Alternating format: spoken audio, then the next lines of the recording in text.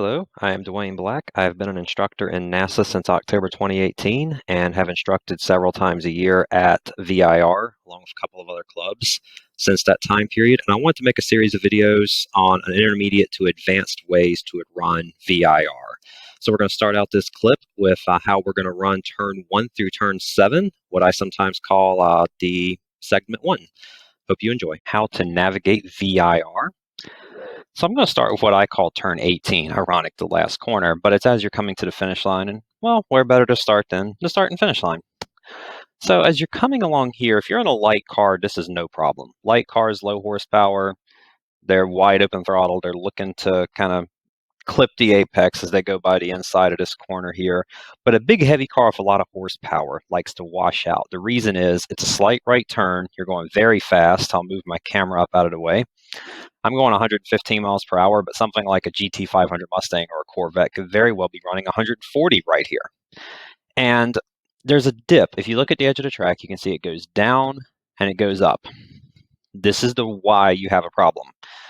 So what you have to do is kind of aim at the middle of the track and then let the car wash out.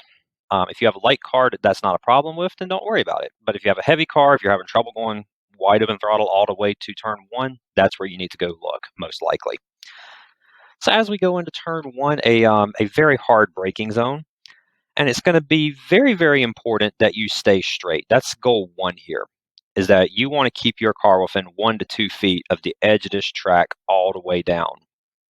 And being as it's such a long brake zone, and because you're scrubbing as much as 100 miles per hour, depending on your car, maybe more, probably less, you have a tendency out of survival to want to get to the middle of the track, have a lot of room to escape, and that's actually hurting you. What you really want to do is stay on the edge of the track and make the radius of turn 1 as wide as possible. I also want to just make a generic statement that awareness builds speed. So make sure you're checking your corner workers. That little level of awareness will go a long way in helping you be faster. It'll make sure you're looking ahead. And you may notice that my car is still washing out a little bit. I'm not quite to the edge, but as I get to the end of the brake zone, I will be on the edge of the track. So we'll brake a long way into this corner. There's 3 ways to tell when you should turn. One is there's an arrow. How handy. The sealant starts right about where that arrow is. And also on the inside of the track, there's a gray curb that picks up. And that can be very handy to take a look at as well. I will say don't put a whole lot of stock on what this says throughout these videos. The G-force meter doesn't give me a number, but you can still see I'm braking very hard at this point still. And you can see here, this is where you have to be patient.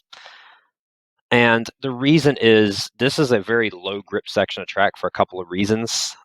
There's a little bit of a crest as you go, which is hard to see. It's not very significant, but it is enough to, when you get to the limits, upset the balance of your car. You'll usually understeer a little bit in and then oversteer as you transition the throttle as you go over the little crest.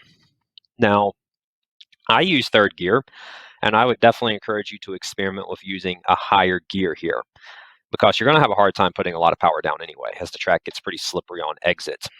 And I would say for this turn, there's not really a lot of cause for getting up onto curbs. Some guys may like to at least get onto gray, but I don't know as I've seen anybody who was really fast using the green and yellow curb. It just seems to induce too much rotation and upset the chassis as you're trying to go to throttle, and you don't really want that. Now, notice here the car is just starting to pull away from the curbs. About midway to about 2/3 of the way down the curb is where you're going to start transitioning off the brake and back onto gas. You will trail brake a long way into that corner, by the way. And we're going to start giving it gas. And basically, our goal is keep the car along the inside of the track, but then counter that with the fact that you're on the gas so hard that the car says, no, I'm not going to go to the inside of the track. I'm going to go out here to the outside of the track instead. And that's okay. Let the car do that. And I'll show you what I mean by that. Look how far out I am. And I mean, some laps I'm almost on the grass even. And that's a good thing. That means I was on the gas early. And this is if you watch IMSA cars. Almost everything that races in IMSA ends up out here. And remember, you only do that if the car tells you it wants to go out there. I would say, depending on your car, experiment with getting on the gas earlier and earlier until it goes out there, but don't straighten up your wheel and go out there and then turn again, all right?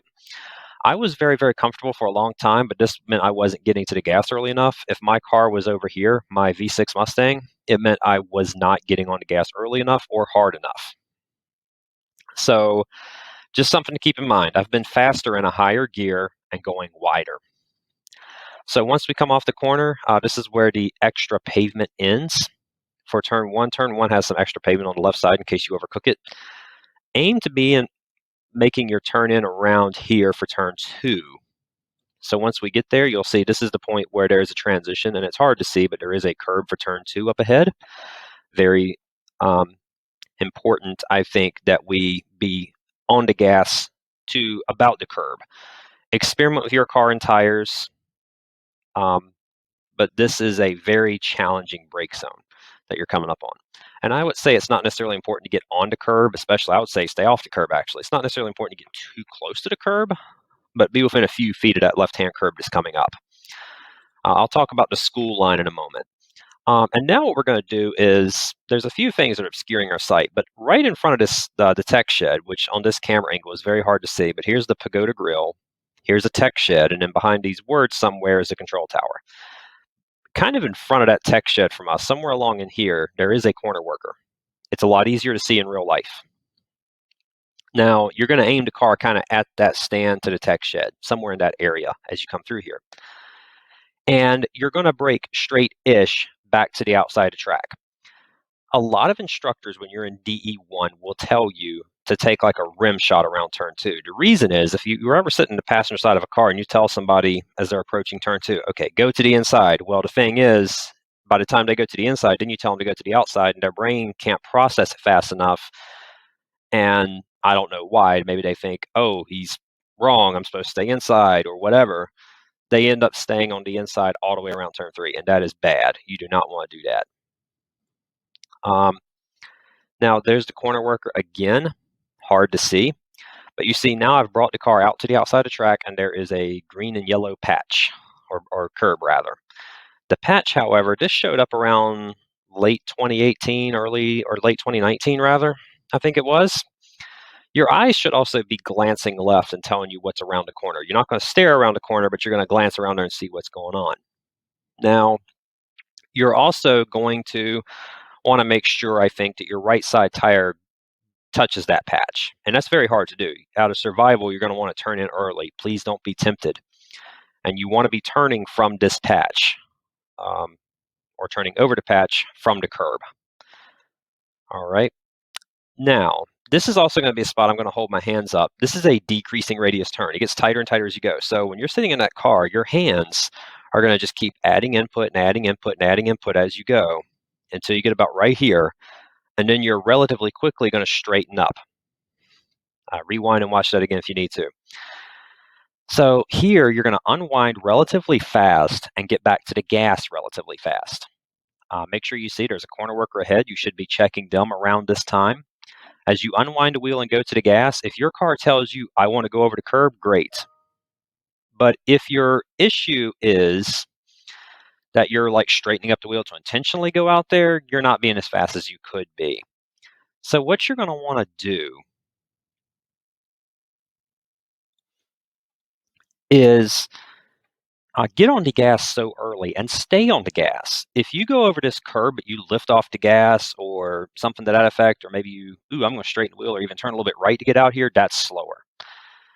Now, if you do go over this curb, you have to either do one thing or the other. You cannot just say, hey, I'm going to get on that green and yellow and ride. That's going to vibrate a lot. What you really want to do is straddle the curb. So get over here and stay over here, or stay on the left side of the concrete. All right. And now you will see, difficult to tell. Even with all this pavement, people still go off. Guilty. So what you may want to see is that this patch, this extra pavement tapers in, and there is actually a nice little spot where you can cross back fully onto the old track without without actually touching the curb, and that's what you want to do. The end of that excess pavement is a very, very good brake marker. All right. Now, turn marker is a little bit hard to identify. This is a trail brake corner. It's a very good passing zone if you're in a racing situation. And the braking is going to be right about maybe just before, at, or after the end of that pavement that we're talking about. And then we're going to brake straight for just a moment. And as we start seeing this inside curb come into view, we need to know that's when we turn. Now, you may notice I've already started my turn in here. And the corner worker is up ahead. I'm going to point him out in the next slide, but you can already see him, and you should actually already be checking him. Now, it's very important that your car is placed about where mine is right now and on this trajectory. A lot of people go back to their textbook and they think, okay, track out. That's a good guideline, but it's superseded here by the fact that there's another right turn coming up. So what you really want to try to do is hold that concrete curb as long as you can. And the car is going to want to kind of go out to the right some. And that's okay, but don't let it go all the way to the opposite side of the track. And I cannot tell you how many students that I've tried to work with who cross and come over here with and where they should be staying on the left side of the track. And sometimes people just forget that rule mid-session. I don't know what the deal is, but they'll be nailing this corner, and then all of a sudden they just totally forget what they're doing, and then they move over. So you're going to stay on the left side of the track. So about right here is about as far right as you want to go. Remember checking your corner worker. And this is screenshotted at about the time I make a right-hand turn to come back around and come onto this straightaway. Now, it's going to be a very fast, smooth turn. And I mean, it's not a jerk, but it's a relatively quick turn. All right. And you can be fast but smooth. Work on it.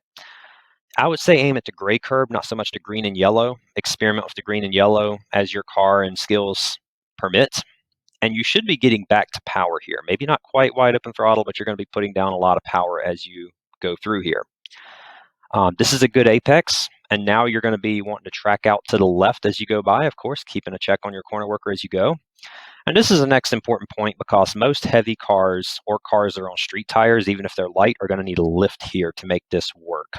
So you're going to index your lift along the left-hand curb that this little orange bubble is kind of obscuring. But there's a curb along here, and you're going to have to index how many car lengths from the end of it or so that you do a lift. And it's very, very important when I say lift, you don't just pop off the gas. It's ease off the gas and then ease back into the gas here. The faster you're going, the more important it is to be smooth. So you're going to ease off the gas. How much depends on the weight of your car and the tires and how much power you have. But I've never been in a car that I thought needed to brake here. And some people, D1, D2, seem to think they need a brake here. And what you're going to be aiming to do is make a straight line to finish snake. I put my right side tires on that green and yellow every single chance I get.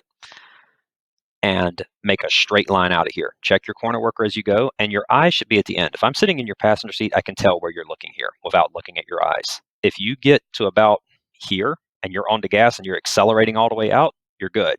You're looking ahead.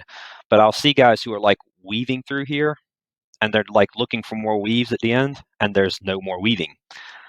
So if you do this right, and especially after the next slide, I've already hit that green and yellow curb one time. I'm going to take some of this curb, and now I can see a nice, clear, straight path out of here. And that will wrap up turn 1 through snake. Thank you for watching. Leave a like and subscribe.